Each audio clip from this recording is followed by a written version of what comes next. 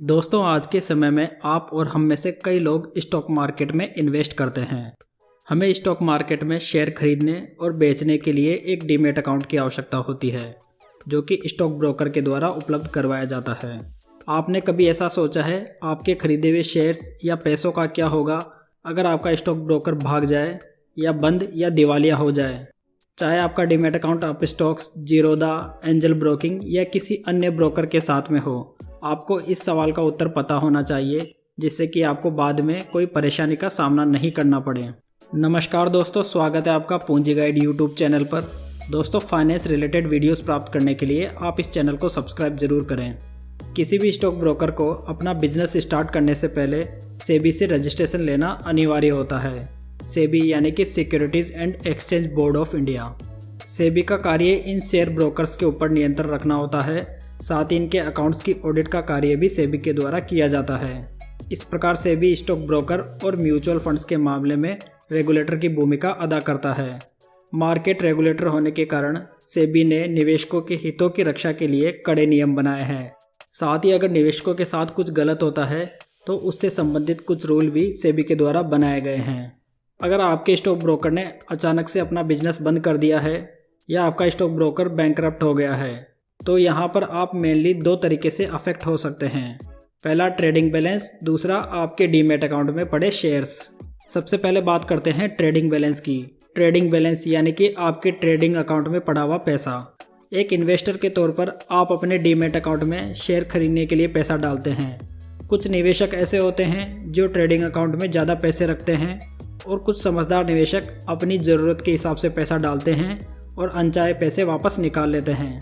अगर आपका stock broker अचानक से बंद हो जाता है या बैंकरप्ट हो जाता है तो ऐसे केस में आप प्रॉब्लम में पड़ सकते हैं।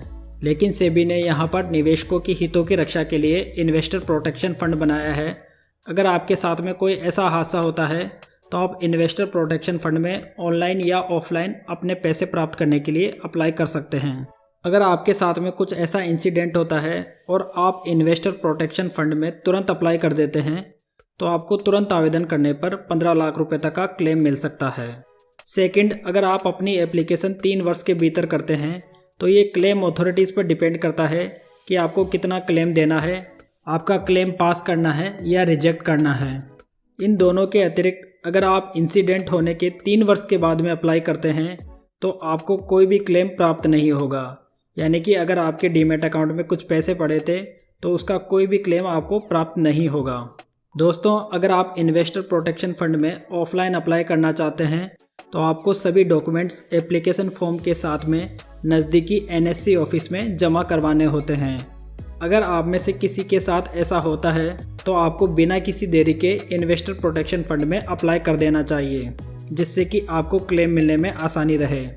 अब बात करते हैं आपके डीमैट अकाउंट में पड़े शेयर्स की। अगर आपका स्टॉक ब्रोकर दिवालिया हो जाता है या भाग जाता है, ऐसे मामले में आपको बिल्कुल भी चिंता करने की आवश्यकता नहीं है। जो शेयर्स आपके अकाउंट में वास्तविक रूप से क्रेडिट हैं, उनके मामले में कोई भी समस्या नहीं होती।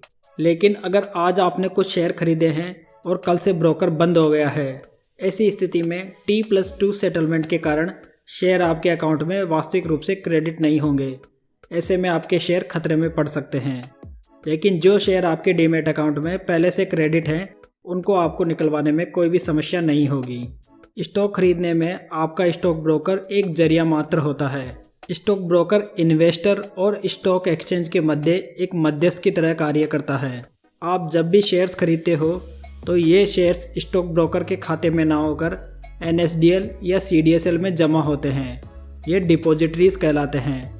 उदाहरण के तौर पर अगर आपका डीमैट अकाउंट अपस्टॉक्स या जीरोधा में है तो आपके शेयर्स CDSL में जमा रहते हैं।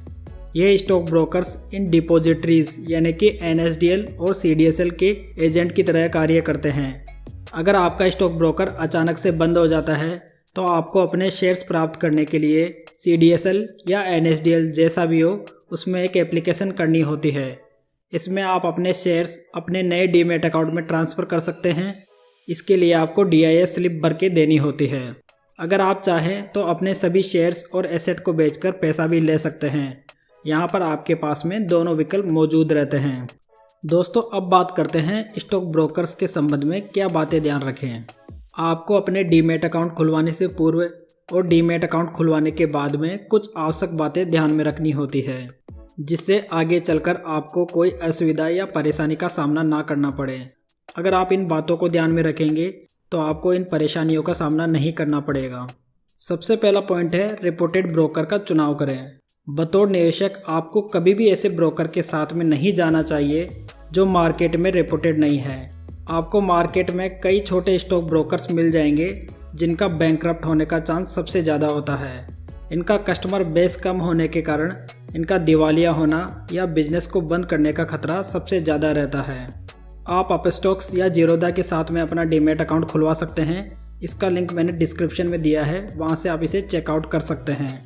सेकंड पॉइंट है ब्रोकर का सेबी रजिस्ट्रेशन नंबर चेक करें। आपको अपने स्टॉक ब्रोकर का सेबी रजिस्ट्रेशन नंबर ब्रोकर की वेबसाइट और सेबी की वेबसाइट से क्रॉस वेरीफाई करना चाहिए। इससे आपको पता चल जाएगा कहीं उस स्टॉक ब्रोकर का लाइसेंस सेबी ने रद्द तो नहीं कर दिया है। थर्ड और सबसे इम्पोर्टेंट पॉइंट, NSDL और CDSL की ऐप यूज़ करें। आप जिस भी स्टॉक ब्रोकर के माध्यम से शेयर्स खरीदते हैं वो शेयर्स NSDL और CDSL के अकाउंट में स्टोर रहते हैं। आप NSDL के लिए NSDL स्पीडी और CDSL के लिए CDSL माई ईजी ऐप यूज़ कर सकते हैं। ये दोनों ऐप्स आपको प्ले स्टोर पर मिल जाएगी। इस ऐप को डाउनलोड करने के बाद में आपको रजिस्ट्रेशन करना होता है। इसमें आपको वह सभी शेयर्स दिखाई देंगे जो आपके डीमैट अकाउंट में क्रेडिट है। यहाँ पर आप वेरीफाई कर सकते हैं आपके द्वारा खरीदे गए शेयर्स यहाँ दिखाई दे रहे हैं या नहीं, क्योंकि कई बार ऐसा हो सकता है दोस्तों कि स्टॉक ब्रोकर आपके अकाउंट में शेयर तो दिखा रहा है परंतु वास्तव में वो शेयर्स आपके अकाउंट में क्रेडिट है ही नहीं। फोर्थ पॉइंट है स्टेटमेंट्स को वेरीफाई करें। आपको हर महीने stock broker, depository, NSE, BSE से ईमेल पर प्राप्त होने वाले स्टेटमेंट्स को क्रॉस वेरीफाई अवश्य करना चाहिए। फिफ्थ एंड लास्ट पॉइंट है ट्रेडिंग अकाउंट में ज़्यादा पैसा रखने से बचें। अगर आप ट्रेडर नहीं होकर एक लॉन्ग टर्म इन्वेस्टर हैं तो आपको अपने डीमैट अकाउंट में अतिरिक्त पैसा नहीं रखना चाहिए। इस एडिशनल पैसे पर आपको सेविंग इंटरेस्ट का नुकसान भी होता है। दोस्तों, एक निवेशक के तौर पर आपको हमेशा जागरूक रहने की ज़रूरत होती है। आपकी समझदारी ही आपके पैसे की सुरक्षा की गारंटी होती है। इसलिए बड़ी सावधानी से अपने स्टॉक ब्रोकर का चुनाव करें। अगर कंक्लूजन के रूप में बात की जाए तो स्टॉक ब्रोकर के भाग जाने या बंद होने की स्थिति में कोई विशेष चिंता की बात नहीं है। बस आप वीडियो में बताई गई बातों का ज़रूर ध्यान रखें।